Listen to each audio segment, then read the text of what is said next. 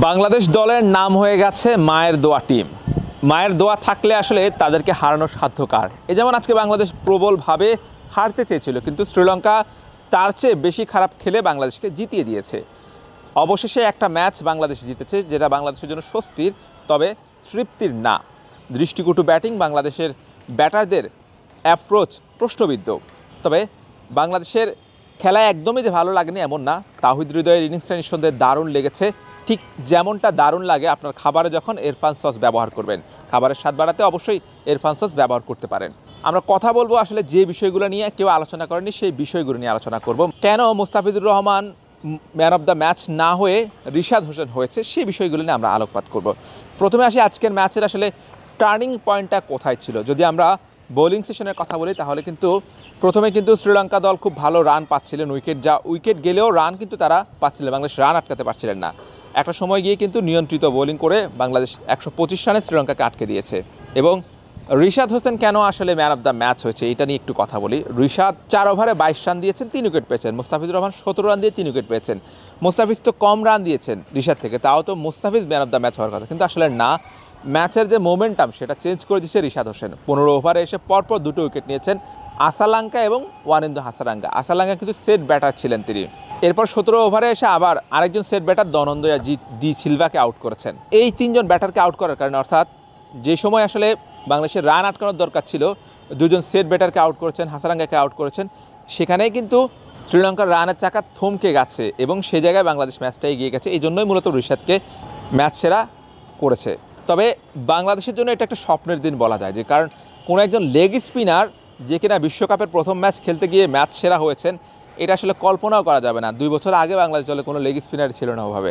চান্ডিকা আতর সিংকে নিয়ে অনেক সমালোচনা হয়, তাকে এটা ক্রেডিট দিতে হয় যে তিনি দ্বিতীয় মেয়াদে আসার পর থেকে তিনি কিন্তু চেষ্টা করেছেন লেগ স্পিনার তৈরির জন্য, এবং তার ফসল কিন্তু এই রিশাদ হোসেন। এখনও কিন্তু অনেকগুলো লেগ স্পিনার নিয়ে লেগ স্পিনার হান্ট হচ্ছে, আরও অনেক লেগ স্পিনার নার্সিং করা হচ্ছে। নিঃসন্দেহে এটা হাতুর সিংকে এটা ক্রেডিট দিতেই হয়। মাহমুদুল্লাহ রিয়াদের ব্যাটিং নিয়ে যেটা বলা যায় সেটা হচ্ছে যে যখন কেউ থাকে না হাল ধরার, বিপদে ভরসা হওয়ার, তখন আসলে ভরসা হয়ে আসে মাহমুদুল্লাহ রিয়াদ। সেই শ্রীলঙ্কার বিপক্ষে নিধাস ট্রফি যখন শেষ 2 বলে 6 রান দরকার, মাহমুদুল্লাহ রিয়াদ ম্যাচ জিতিয়েছেন। আজকে যখন 11 রান দরকার 12 বলে, দাসুন সানাকাকে 6 মেরে ম্যাচ জিতিয়েছেন সেই মাহমুদুল্লাহ রিয়াদে। মাহমুদুল্লাহ রিয়াদকে দেখলে একটা গানের কথা মনে পড়ে যায়, জেমসের সেই গানটা, বাবা গানের একটা লাইন আছে, যখন আমি থাকবো না কি করবি রে বোকা। মাহমুদুল্লাহ রিয়াদ আসলে এই কথাটা তার জুনিয়রদের উদ্দেশ্যে বলতে পারেন যে যখন আমি থাকবো না কি করবি রে তোরা। অর্থাৎ ফিনিশিংয়ে বাংলাদেশ দলের সবসময় ভরসা হয়েছেন এই মাহমুদুল্লাহ রিয়াদ। তিনি আসলে আজকে 13 বলে 16 রানের একটা ইনিংস খেলেছেন, যেটা আসলে খুব বেশি বড় ইনিংস না, কিন্তু এই ইনিংসটার মাহাত্ম্য অনেক বেশি, এই ইনিংসটার গুরুত্ব অনেক বেশি। শেষ দিকে তিনি যদি দায়িত্ব নিয়ে না খেলতেন তাহলে কিন্তু আজকে বাংলাদেশে এতক্ষণে কিন্তু আসলে এত উচ্ছ্বাস উন্মাদনা না হয়ে আসলে চিত্রটা ভিন্ন হতে পারতো, শোকের ছায়া ক্রিকেট অঙ্গনে নেমে আসতে পারতো। মাহমুদুল্লাহ সেই লজ্জা থেকে বা সেই কষ্ট থেকে বাঁচিয়েছে। ব্যাটিং ইনিংসে আজকে আসলে যিনি পুরো ব্যাটিংয়ের সিনারিওটা পাল্টে দিয়েছেন তিনি আসলে তাওহিদ হৃদয়। 20 বলে 40 রানে একটা ইনিংস খেলেছেন, একদম 200 স্ট্রাইক রেটে ব্যাট করেছেন এবং পরপর হাসারাঙ্গাকে 1 ওভারে 3টা ছক্কা মেরেছেন। ওইখানে কিন্তু ম্যাচটা বাংলাদেশ দল এগিয়ে গেছে, যেখানে আসলে অন্য ব্যাটাররা সেট হতেই পারছেন না। সেখানে আসলে তাওহিদ হৃদয় যেভাবে আসলে 3 বলে 3টা 6 মেরেছে, নিঃসন্দেহে সে জায়গায় বাংলাদেশ আসলে ম্যাচটা বের হয়ে গেছে। তারপরও আসলে বাংলাদেশের ম্যাচটা খুব 16 ওভারে কিংবা তার চেয়ে কম ওভারে জেতা উচিত ছিল, হাতে 6টা উইকেট রেখে, কিন্তু তারপরে বাংলাদেশ ম্যাচটা হারতে হারতে জিতেছে। যারা আসলে বাংলাদেশের দর্শক আছে, যাদের আসলে হার্টের সমস্যা আছে, আমার মনে হচ্ছে যেন হার্ট অ্যাটাক হওয়ার মতো অবস্থা। একবার মনে হচ্ছে বাংলাদেশ জিতবে, আবার মনে হচ্ছে শ্রীলঙ্কা জিতবে। টপ অর্ডারের কথা না বললেই নয়, টপ অর্ডার আজকেও ব্যর্থ হয়েছে, 28 রানে 3 উইকেট পড়ে গেছে।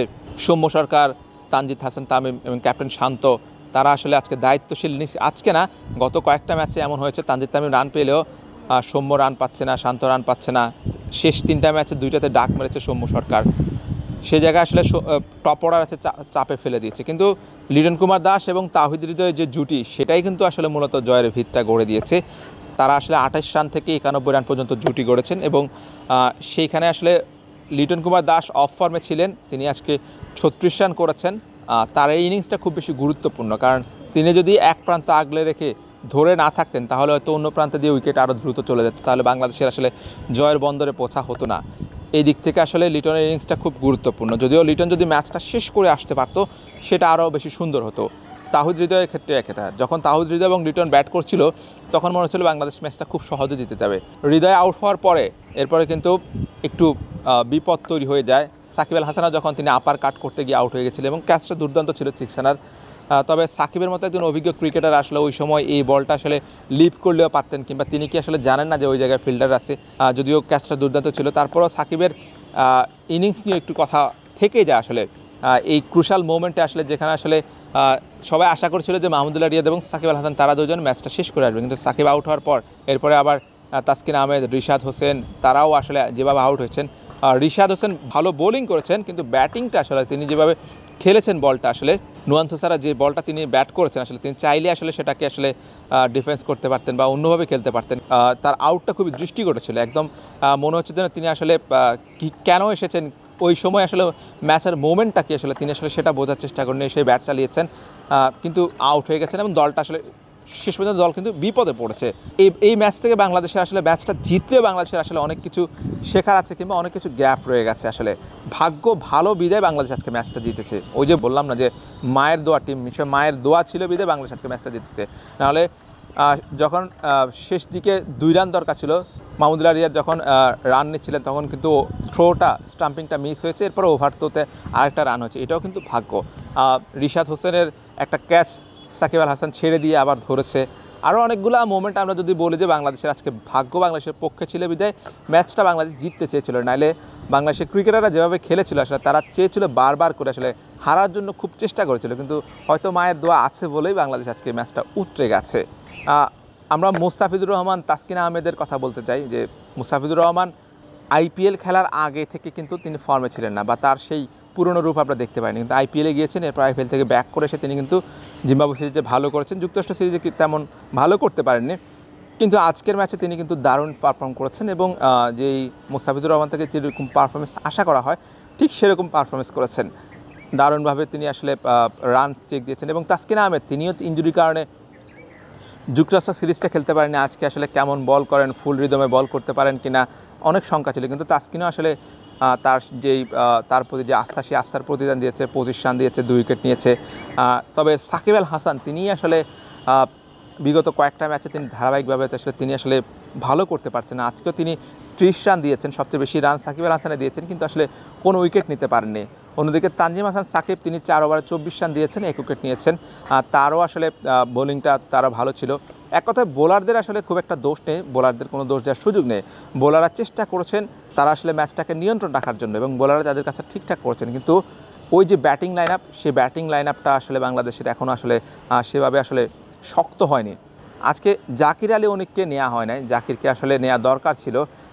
আমরা আসলে ম্যাচ শেষে বিডি কিক টাইমের ফেসবুক পেজে আশরাফুলের সঙ্গে লাইভ করেছিলাম, সেখানে আসলে আশরাফুল জাকির আলী অনিককে নিয়ে কথা বলছিলেন যে ম্যাচটা জেতার কারণে কিন্তু জাকির আলী অনিকের ইস্যুটা নিয়ে কথা হচ্ছে না, সব কিছু চাপা পড়ে গেছে। সৌম্যর ব্যর্থতা বলি, শান্তর ব্যর্থতা বলি, কিন্তু যদি ম্যাচটা হেরে যেত তাহলে কিন্তু কথা হতো, কারণ জাকির আলী অনিক কিন্তু সাম্প্রতিক সময়ে ফর্মে আছে, বিশেষ করে লিটন থেকে ভালো ফর্মে আছে, সৌম্য সরকার থেকে ফর্মে আছে, শান্ত যেহেতু ক্যাপ্টেন তার থেকেও ফর্মে আছে, যেহেতু শান্ত তো ক্যাপ্টেন তিনি খেলবেন।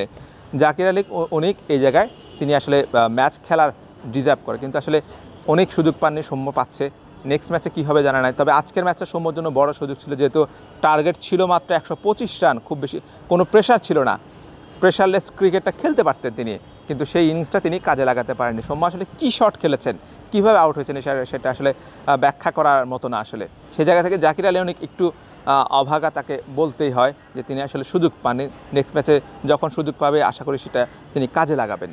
নাজমুল হোসেন শান্ত ব্যাটিংটা ভালো করতে না পারলেও তিনি কিন্তু ক্যাপ্টেন্সিটা আজকে ঠিকঠাকভাবে করেছেন, এবং বোলিং চেঞ্জ করা, বোলারদের রোটেশন করা, কোন সময় কোন বোলারকে নিয়ে আসা, সেই জায়গায় তিনি কিন্তু সফল এবং সে জায়গায় কারিশমা দেখিয়েছেন, এবং সে কারণেই কিন্তু আজকে বাংলাদেশ শ্রীলঙ্কাকে এত কম টার্গেটের মধ্যে বেঁধে রাখতে পেরেছে।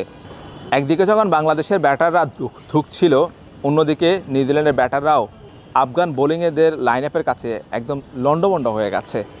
বাংলাদেশ থেকে নিশ্চয়ই নিউজিল্যান্ডের ব্যাটিং লাইন আপ আরও অনেক বেশি শক্তিশালী, কিন্তু আফগানিস্তানের কাছে তারা মাত্র 75 রানে অল আউট হয়ে যায়। এটা আসলে খুবই অবিশ্বাস্য ছিল। বিশ্বকাপে প্রথমবারের মতো আফগানিস্তানকে হারিয়েছে, বিশ্বকাপে প্রথমবারের মতো নিউজিল্যান্ডকে হারিয়েছে আফগানিস্তান। আফগানিস্তান যে ক্রিকেটের পরাশক্তি হয়ে উঠছে, বিশেষ করে টি-20 ক্রিকেটে, সেটা কিন্তু তারা আসলে প্রমাণ করছে।